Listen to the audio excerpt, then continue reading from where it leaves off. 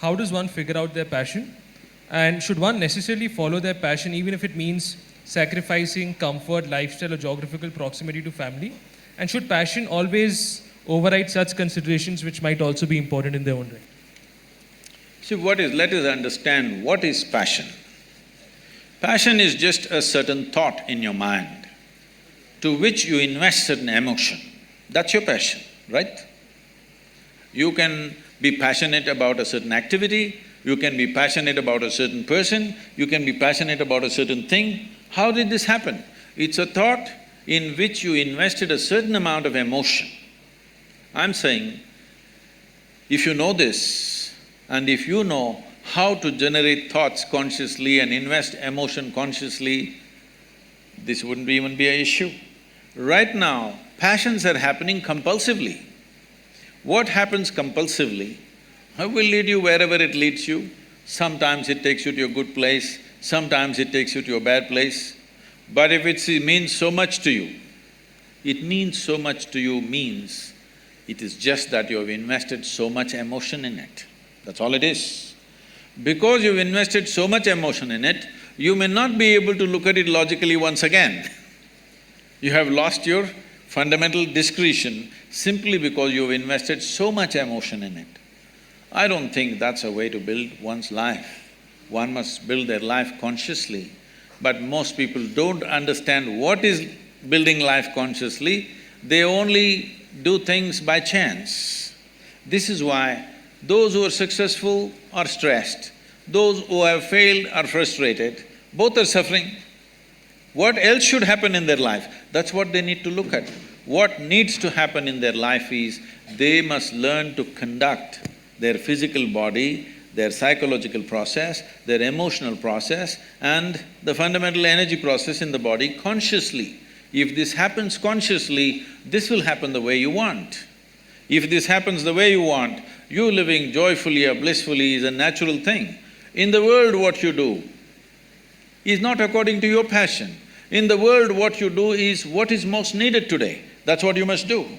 This is my passion, the world doesn't need it, but you keep on doing it, what is the point? So, just a follow-up on that question about the world, certain things being need to done to improve certain issues or to remedy certain problems.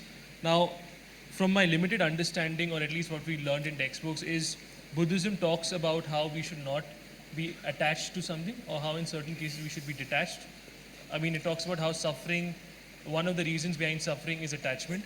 Now, my question to you, Sadhguru, on this is that how can I attempt to remedy injustice if I'm not sentimentally affected or attached to a particular cause? How can I help a particular friend or empathize with him if I'm not attached with him? So, this obsessiveness or attachment, is it necessarily bad? See, this attachment-detachment business is a misunderstanding that's come out of the Gita in this country. People misunderstood Krishna like nothing, in the sense, people think Krishna is talking about detachment. Please look at his life. His life is involvement, isn't it? If you look at the scape of whatever we know about his life, whatever little we know about his life spells involvement, involvement, involvement with everything around him. So this person unfortunately is being accused of detachment.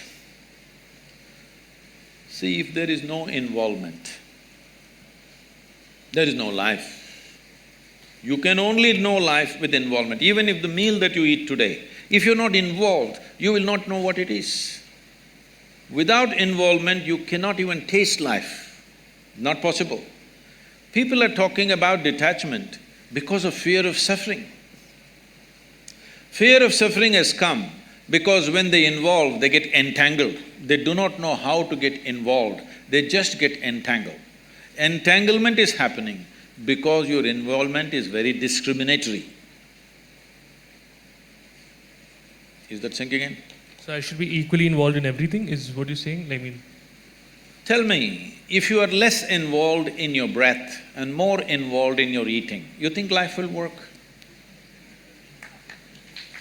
See, breath is involuntary, that's why I'm using the word breath, because it's involuntary, you don't have to do anything, it's just happening.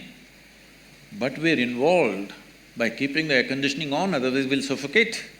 This is our involvement, we turned on the machine. We may not be consciously breathing, all right?